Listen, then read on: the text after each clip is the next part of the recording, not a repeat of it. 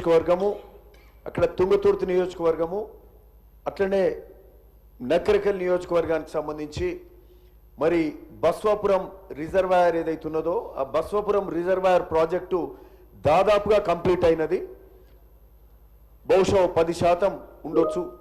But ఆ ప్రాజెక్టులకు నీళ్లు వదలడానికి ఆస్కారం ఉన్నది. కాకపోతే ఆడ తిమ్మాపురం గ్రామం ఏదైతే R&R ప్యాకేజ్ చేసి వాళ్ళకి హౌజెస్ అన్ని R&R ప్యాకేజ్లో అక్కడ పంపి మరి ఆ ప్రాజెక్టుని నింపాల్సిన అవసరం ఉంది. వాళ్ళకు సంబంధించిన LA నిధులు కానీ R&R ప్యాకేజ్ కానీ దానికి సంబంధించిన నిధులు విడుదల చేయాల్సిన అవసరం ఉంది. మరి గత ప్రభుత్వం మరి అంతకుముందు ఏం పరిస్థితి, మనం వచ్చినాక కాంగ్రెస్ ప్రభుత్వం వచ్చినాక 30 కోట్లు రిలీజ్ చేసినారు. మరి ఇంకా 100 కోట్ల వరకు ఉన్నాయి. ఆ 100 కోట్లు రిలీజ్ చేస్తే ఇప్పటి వరకు పెట్టిన 1500-1600 కోట్ల నిధులు పూర్తిగా అవి మరి ఆ నిధులు యూటిలైజ్ అయినట్టు అవుతుంది. లేకపోతే పెట్టిన 1500-1600 కోట్ల రూపాయలు వ్యర్థంగానే పోతున్నాయి తప్పితే ప్రజలకు మేలు జరుగుతలేదు.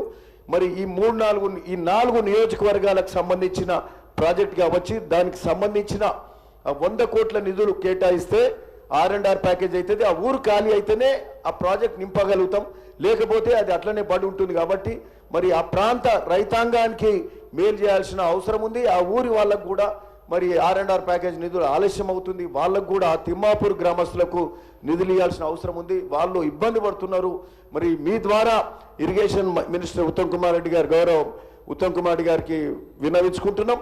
అట్లనే అధ్యక్ష, ఇంకొక అంశం కూడా మరి మాకు సంబంధించిన హెల్త్ మినిస్టర్ గారికి ఒలిగొండ మండలంలో 30 పడకల హాస్పిటల్ డిమాండ్ ఎప్పటి నుంచో ఉన్నది. అతిపెద్ద రాష్ట్రంలోనే బహుశా అతిపెద్ద మండలం, 17 ఎంపీటీసీలు ఉంటాయి, 37 గ్రామాలు ఉంటాయి. మాకు ఆ ప్రాంత ప్రజలకు, మా ప్రాంత ప్రజలకు మరి వైద్య సదుపాయాలు ఇబ్బంది పడుతున్నారు. కాబట్టి 30 పడకల హాస్పిటల్ మాకు ఒలిగొండ మండలంలో శాంక్షన్ చేయాల్సిందిగా హెల్త్ మినిస్టర్ గారిని మీ ద్వారా కోరుతా ఉన్నాం. నమస్తే అధ్యక్ష. సభ్యులు